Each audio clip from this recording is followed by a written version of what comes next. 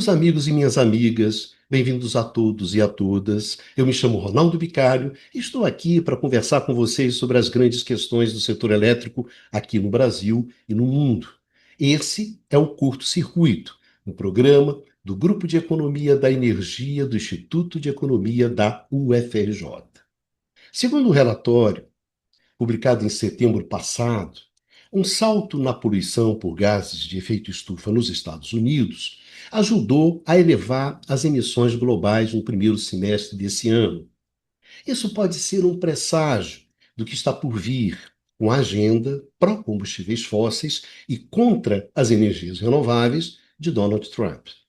A mudança radical na política energética e climática americana que ocorreu desde que Trump voltou à Casa Branca terá consequências profundas para a crise climática global, diminuindo o ritmo dos cortes de emissões dos Estados Unidos, um dos principais emissores de gases de efeito estufa do planeta.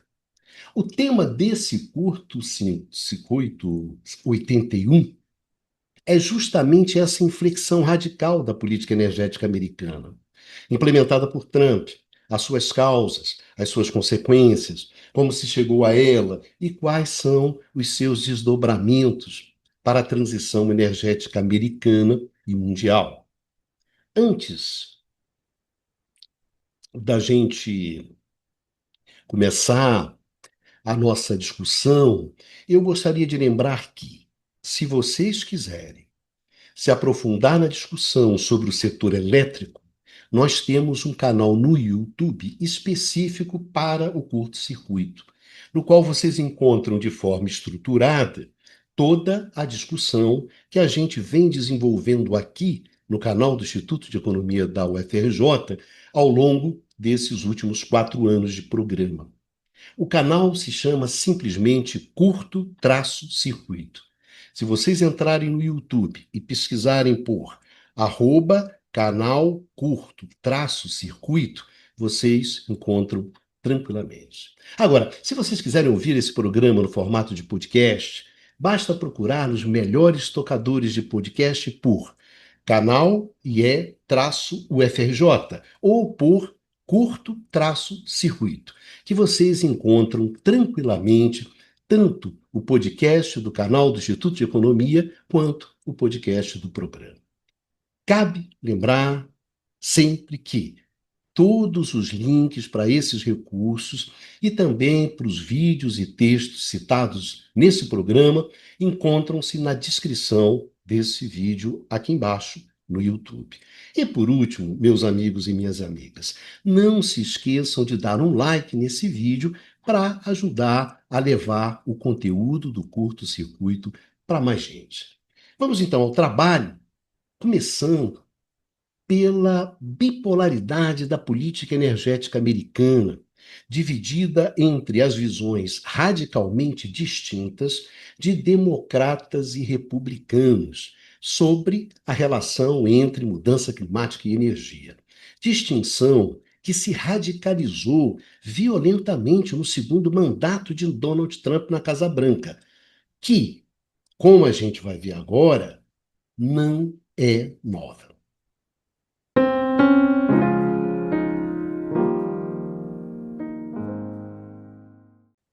Há 12 anos, em uma apresentação nossa, em um seminário do Grupo de Economia da Energia, sobre o contexto energético internacional, a gente afirmava que a característica principal da transição energética americana era que ela era uma transição em disputa, uma transição muito disputada.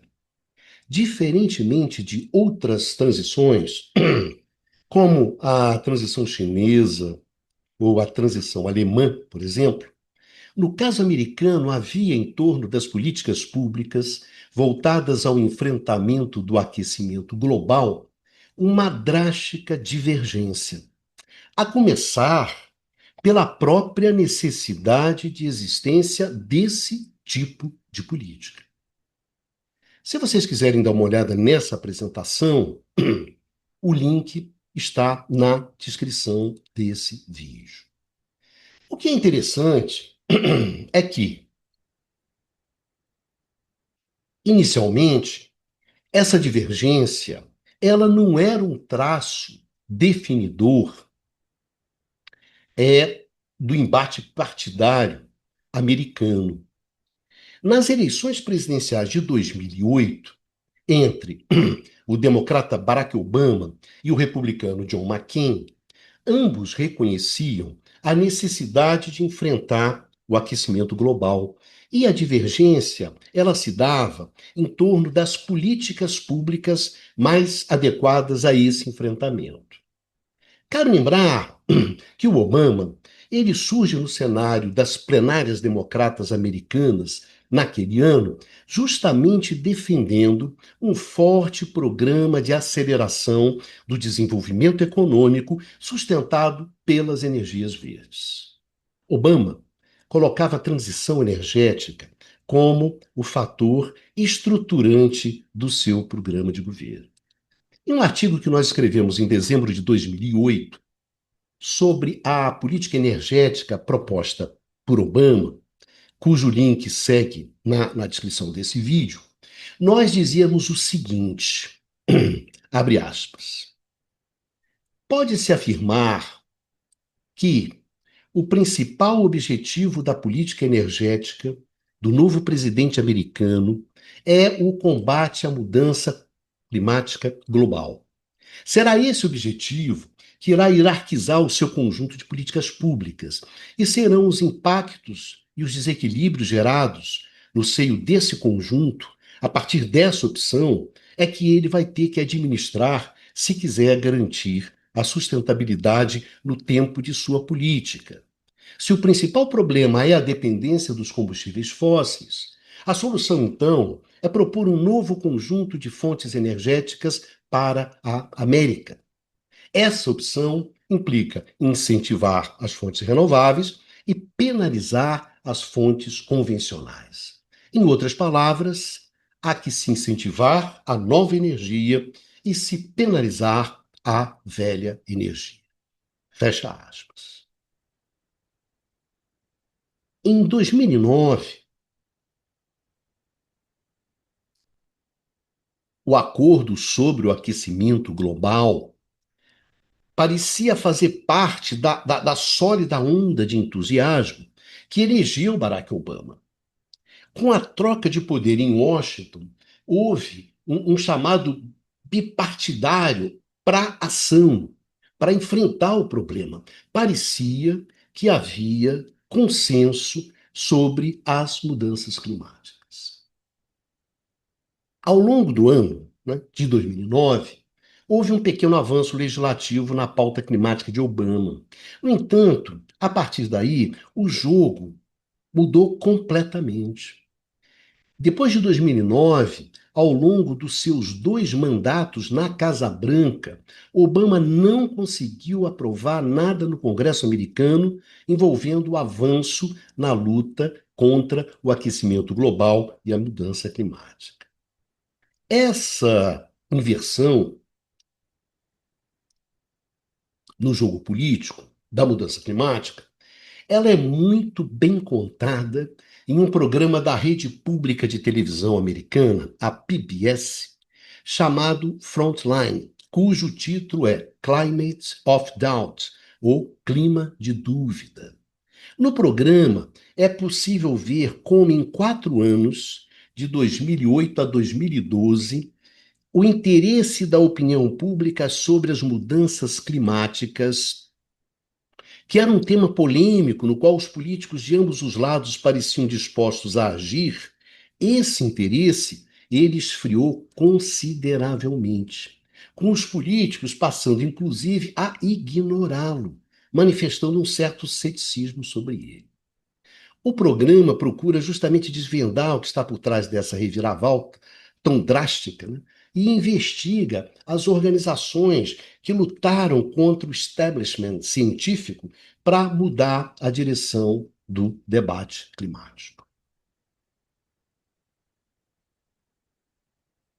E houve concretamente uma mudança radical nesse debate, com o ceticismo anticientífico em relação às mudanças climáticas aumentando assustadoramente.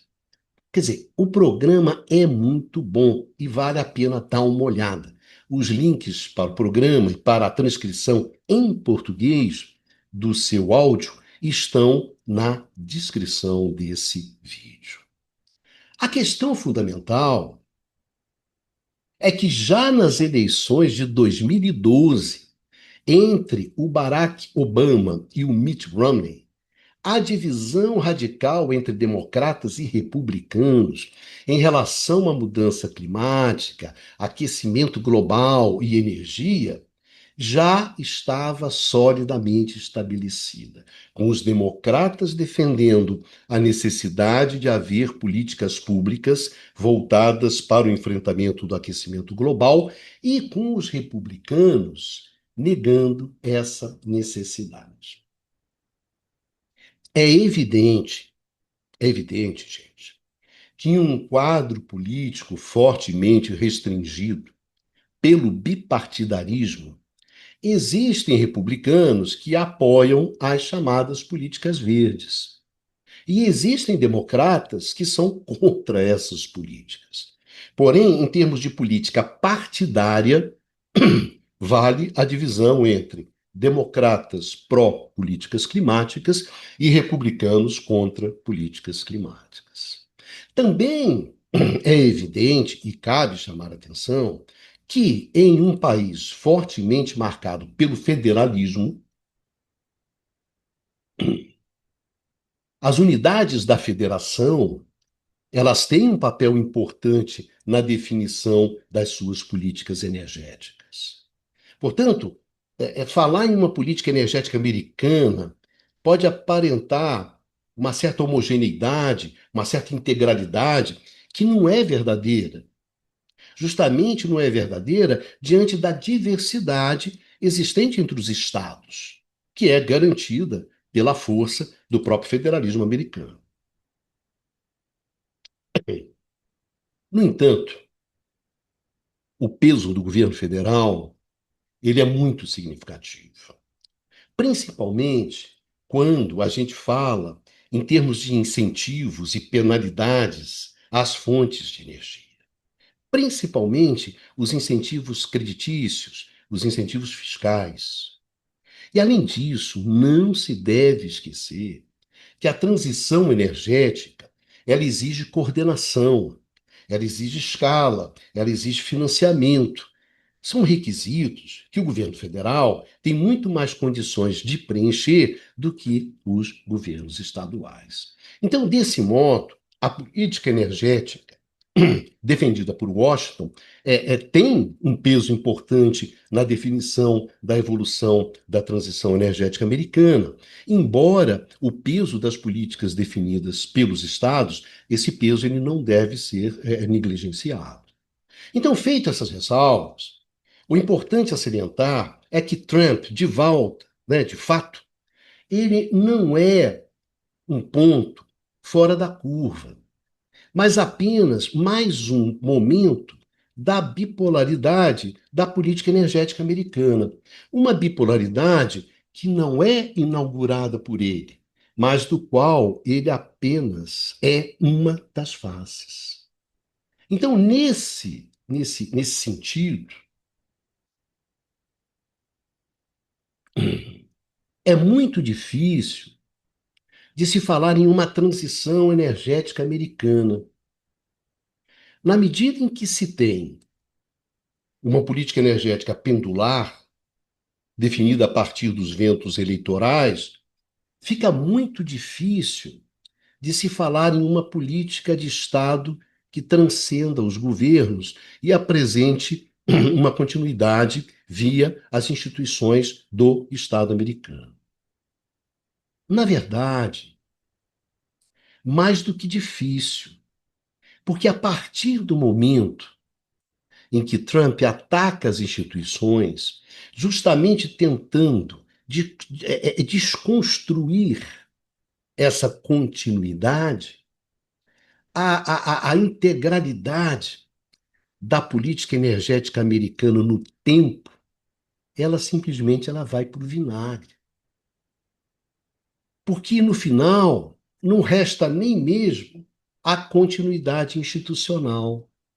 E talvez essa seja a característica mais importante da estratégia trumpista, a destruição de qualquer institucionalidade que retenha algum traço de continuidade no tempo, que não seja a continuidade trumpista. E que continuidade é essa? Vamos dar uma olhada nisso com mais detalhes.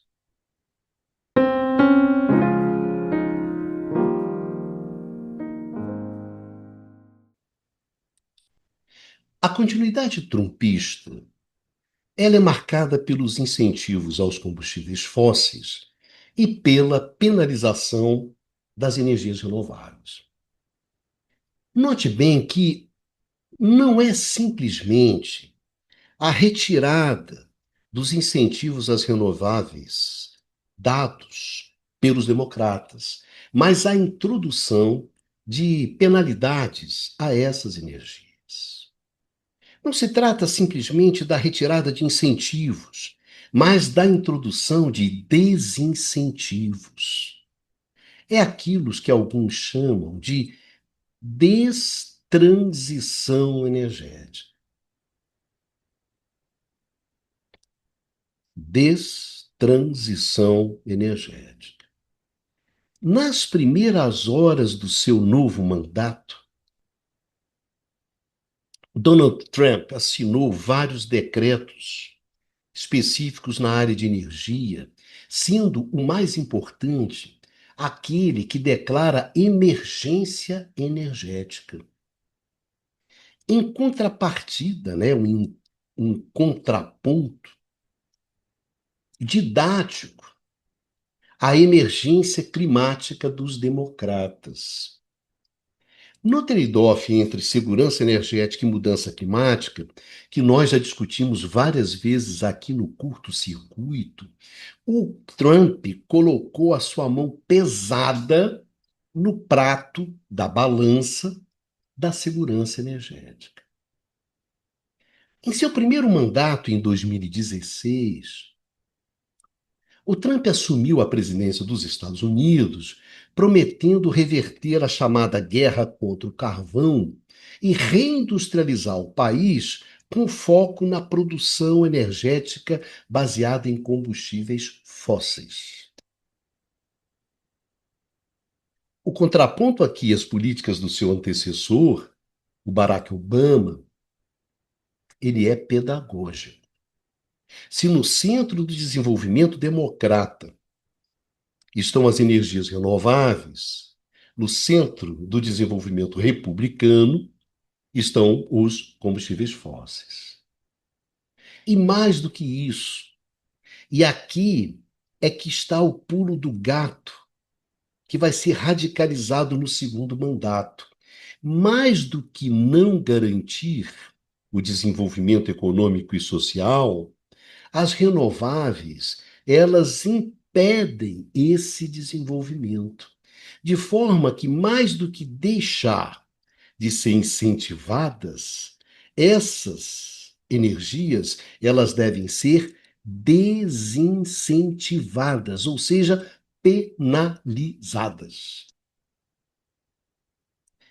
Embora a retirada dos Estados Unidos do Acordo de Paris em 2017, tornando-se o único membro, do G20 a rejeitar formalmente o Pacto Climático, seja o evento mais midiático, mais visível do primeiro mandato do Trump, o mais significativo, creio eu, é o surgimento de uma política energética que busca, de forma deliberada, a destransição, que busca não apenas interromper os avanços rumo a uma matriz energética mais limpa, como também busca reverter institucionalmente todo tipo de arcabouço regulatório administrativo presente no interior do Estado americano que incentive, de alguma forma,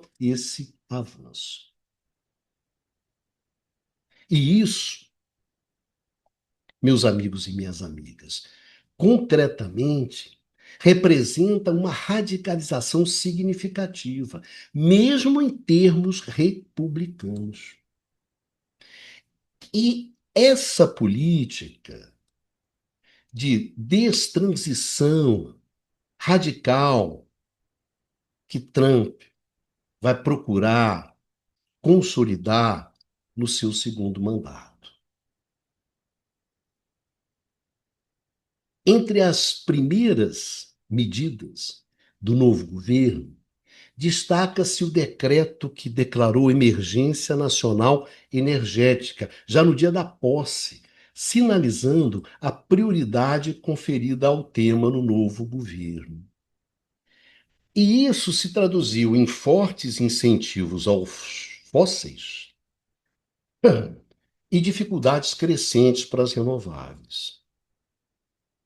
Desde que retomou o cargo, Trump eliminou créditos fiscais, subsídios, empréstimos para as energias renováveis.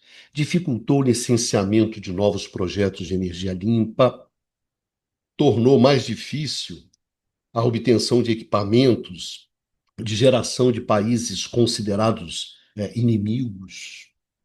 Um conjunto de restrições que dificulta muito a expansão das energias renováveis.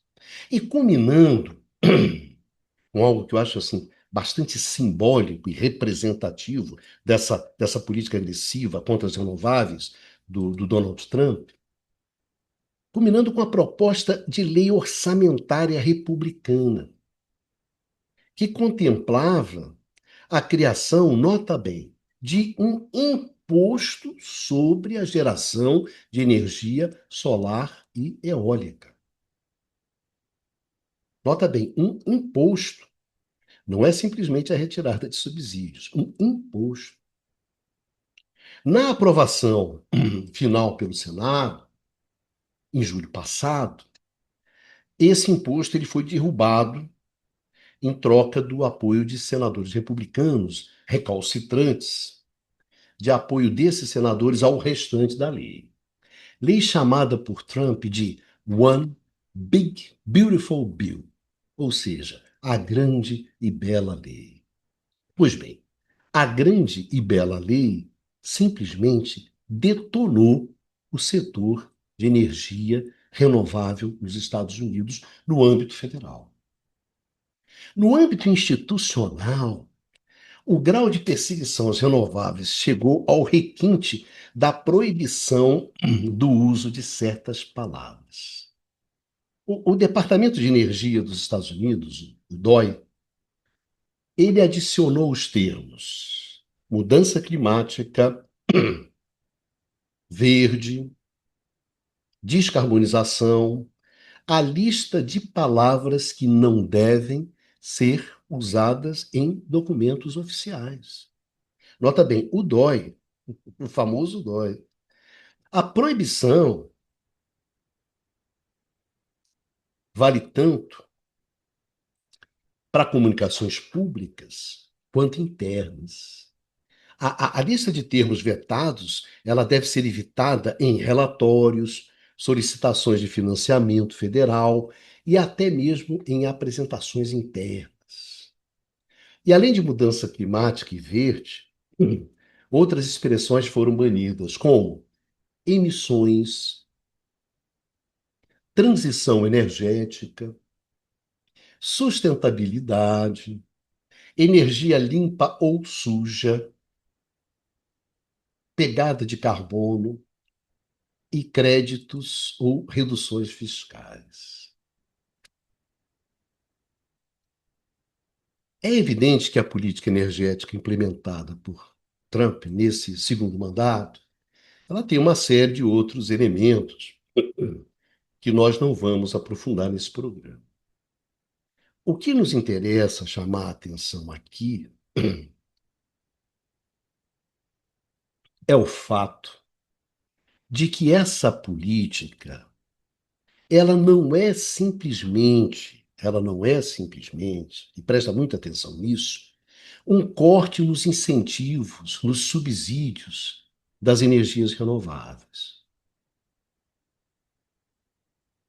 Mas a introdução de penalidades a essas energias. Aqui não se trata de simplesmente negar a transição energética, mas de destruir completamente os mecanismos, as instituições que possam vir, de alguma maneira, a estruturar essa transição.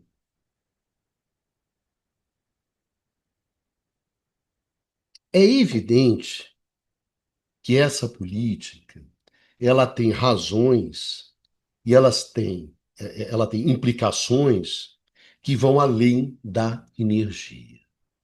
E é isso que nós vamos discutir a seguir.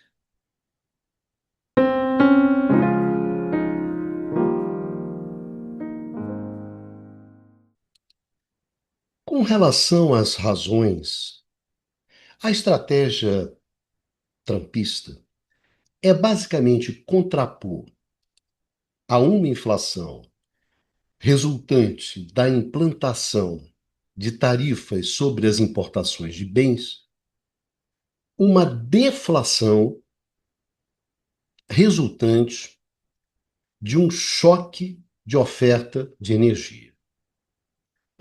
Que energia? Energia fóssil. Os Estados Unidos ele é um grande produtor de energia fóssil, principalmente petróleo e gás. Uma produção turbinada a partir da produção de petróleo e gás não convencional.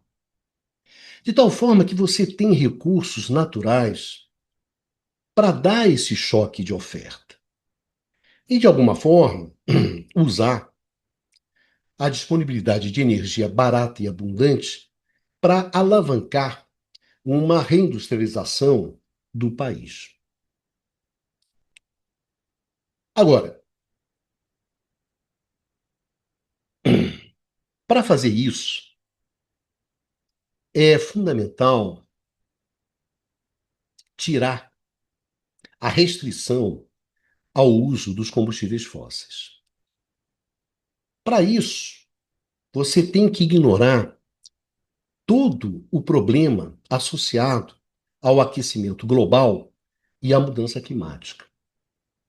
Então, nota bem, não é gratuito que dentro do jogo político trumpista não basta simplesmente incentivar os fósseis, mas é fundamental desqualificar o problema imposto pela relação energia fóssil, aquecimento global e mudança climática. A partir dessa desqualificação, a desqualificação das renováveis como solução energética para esse problema, essa desqualificação, ela ocorre naturalmente. Esse é o jogo básico de Trump. Se o problema não existe, não é necessário buscar uma solução. Mais do que isso, por que arcar com os custos da solução de um problema inexistente? Então, olha a mágica. Olha a mágica. A energia deixa de ser um problema, como no caso das renováveis, e passa a ser uma solução, como no caso dos fósseis. E com isso, você simplesmente detona as renováveis. Agora, com relação às consequências,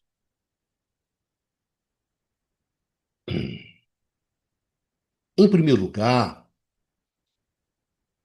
vamos dar uma olhada no impacto gigantesco, sobre o setor de energias renováveis americano.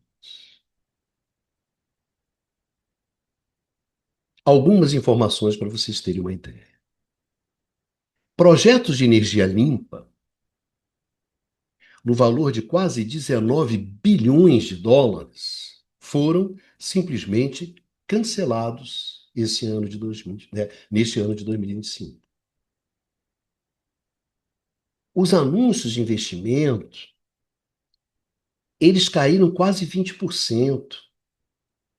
Houve uma onda de falências de empresas de energia renovável em meio aos cortes dos incentivos.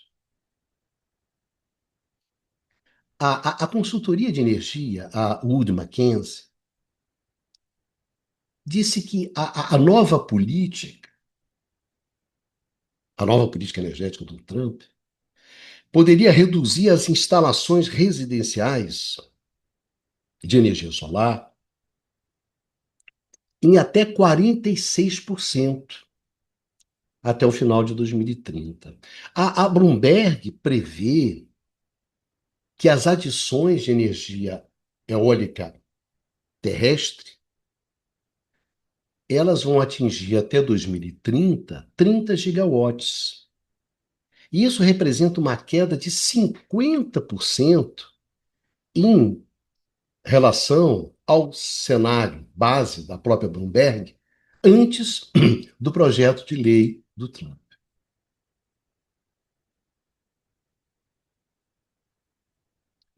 Dados de satélite da Kairos, uma empresa de inteligência ambiental, esses dados mostram que as instalações solares de utilidade diária, elas caíram 44% desde que o Trump foi eleito. Dados da mesma Bloomberg, citada anteriormente, sugere que as adições de armazenamento de baterias elas vão cair 7% abaixo das expectativas. A empresa de pesquisa em energia Rhodium afirmou que a nova lei do Trump ela coloca em risco 263 bilhões de dólares em instalações de energia eólica, solar e de armazenamento, além de 110 bilhões em investimentos industriais anunciados para apoiá-las, para apoiar essas instalações. A Bila Solar, que é fabricante de painéis solares, com sede em Singapura, ela está simplesmente suspendendo os planos de dobrar a capacidade da sua nova fábrica em Indianápolis. Os planos da rival canadense, Eliane, para uma fábrica de células solares em Minnesota, também estão em revisão. A Norsum, fabricante norueguesa de wafers solares, está avaliando se deve seguir em frente com uma fábrica planejada em Tulsa, em Oklahoma. E dois parques eólicos offshores grandes, com todas as licenças concedidas no Nordeste dos Estados Unidos, talvez nunca sejam construídos. A nova lei orçamentária, ela deve eliminar 1,6 milhão de empregos, impor perdas da ordem de 290 bilhões de dólares e aumentar o custo de energia em 4%. E quando você olha para as startups de tecnologia climática, elas estão simplesmente migrando para a Europa, vazando dos Estados Unidos. Então vocês podem ver que o cenário ele é bastante complicado para a evolução do setor de energias renováveis nos Estados Unidos a partir da política energética trumpista. Agora, se você soma isso, os impactos sobre as emissões, partindo do relatório do Rodion Group, que é um provedor de pesquisa independente, com foco em análise política e econômica, cujo link está na descrição desse vídeo, a redução média anual das emissões estadunidenses, essa redução, ela pode cair apenas 0,4% até o final de 2040, em comparação com 1,1% de 2005 até o final de 2024. Uhum. Então, olha só, de 2005 até 2024, a redução das emissões foi de 1,1%. Com a nova lei, agora, de 2025 até 2040, a redução vai ser apenas de 0,4%. Assim, o Rodium Group prevê que as emissões anuais dos Estados Unidos cairiam de 26% a 35% até 2035 nessas condições. E isso representa uma mudança significativa em relação à previsão do ano passado, que era de uma queda de 38% a 56% nas emissões anuais do país. E o relatório ainda destaca que, pela primeira vez, desde 2007, as emissões dos Estados Unidos podem voltar a aumentar novamente no final da década de 2030. De tal forma que os Estados Unidos, o maior emissor histórico de poluição de carbono do mundo, ele não só ele deixa de desempenhar o seu papel imprescindível para ajudar o mundo a evitar um agravamento do colapso climático causado por um aquecimento global, como ele passa a contribuir decisivamente para esse colapso. Então, meus amigos, as consequências da política energética trumpista, elas vão muito além dos Estados Unidos e atingem, de fato, a nós todos. E para terminar, uma questão que eu acho muito relevante e que eu acho que é necessário a gente discutir. O ataque trumpista às energias renováveis explora uma brecha importante das políticas de defesa das renováveis. As renováveis, elas surgem como uma solução a um problema drástico que é a mudança climática causada pelo aquecimento global. Não é de forma nenhuma a solução ideal, mas sim a solução disponível hoje, no atual contexto tecnológico. A descarbonização mediante a renovabilização da matriz energética, ela tem custos. Custos que afetam a segurança energética, que afetam o acesso da economia e da sociedade à energia que essa economia e essa sociedade elas necessitam para o seu desenvolvimento econômico e social. Para reduzir esses custos, serão necessárias inovações tecnológicas, econômicas, organizacionais e institucionais. Abstrair esses custos e esses desafios associados à transição energética apresentando essa transição apenas como uma grande oportunidade de negócios, de geração de emprego e renda, de desenvolvimento econômico e social,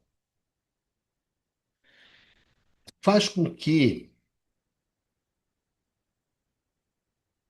a transição energética deixe de ser um gigantesco desafio que nos ameaça para se transformar em uma promessa de redenção, uma promessa de felicidade. E isso, de fato, no contexto tecnológico atual, não é verdade. E é justamente nessa brecha aberta pela infantilização da transição, pela falsa promessa de energia barata e abundante, que a extrema-direita vai enfiar a sua cunha da ignorância, que é muito funcional para essa extrema-direita. O aquecimento global, ele é uma doença grave. As renováveis são um medicamento que nós dispomos hoje.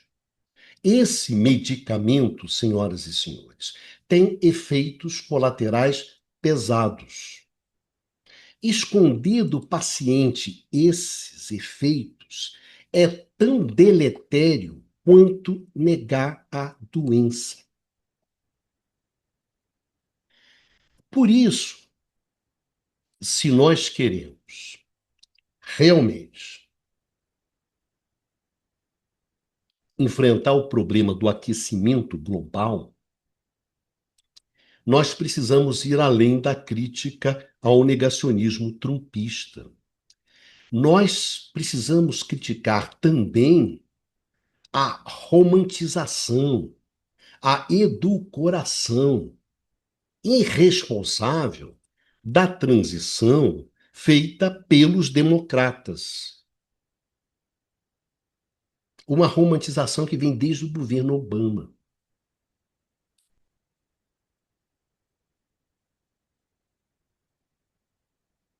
Então é preciso discutir com a sociedade com mais responsabilidade, mas também com mais honestidade.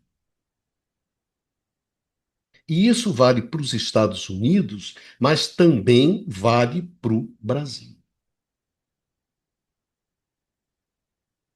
Enfim, obrigado a todos e a todas que nos acompanharam até aqui nessa discussão e a gente se encontra no próximo curto-circuito.